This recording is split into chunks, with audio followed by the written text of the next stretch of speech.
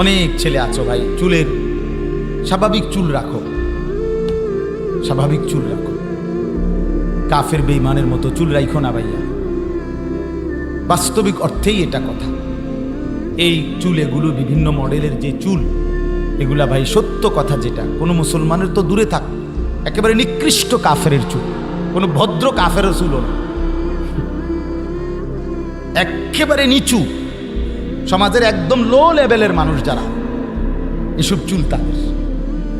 তুমি দেখো গিয়া এই দেশে একেবারে দেশের মধ্যে যারা ডিসি এসপি, যারা মন্ত্রী মিনিস্টার, যারা উচ্চপদস্থ ব্যক্তি, যারা শিক্ষিত রাজনীতিবিদ, শিক্ষাবিদ, গবেষক ইত্যাদি, মানে দুনিয়াবি লাইনেও যারা অনেক প্রতিষ্ঠিত মানুষ, তাদের কারো চুল এরকম বখাটে মার্কা চুল না।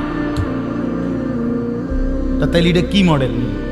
যে মডেলের লগে হুজুরদের তো সম্পর্ক নাই, জেনারেল লাইনেরও কোনো ভালো মানুষের সম্পর্ক নাই, তো আমি এটা কি তার মাথা দিলাম?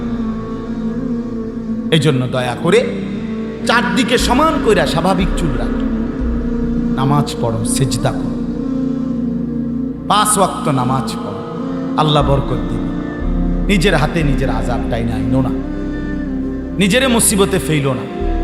যদি দুনিয়া আল্লাহ তাআলা কিছুটা স্বাভাবিকও রাখে, কবরে ছাড়বেন, আখিরাতে ছাড়বেন। আর বহু লোককে আল্লাহর এটা একটা ওয়াদা, আল্লাহর দয়া।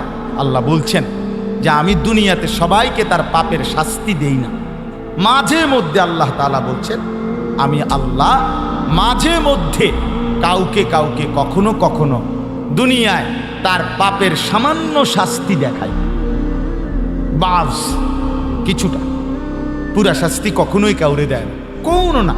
একেবারে ফেরাউন নমরুদেরও অনকি দিছে না, আসল শাস্তি দিছে না। দুনিয়াতে আল্লাহ কাউকে পূর্ণ শাস্তি কি করে না, দেয় না। মূল শাস্তি দিবে কোথায়? আখিরাতে, পরকালে।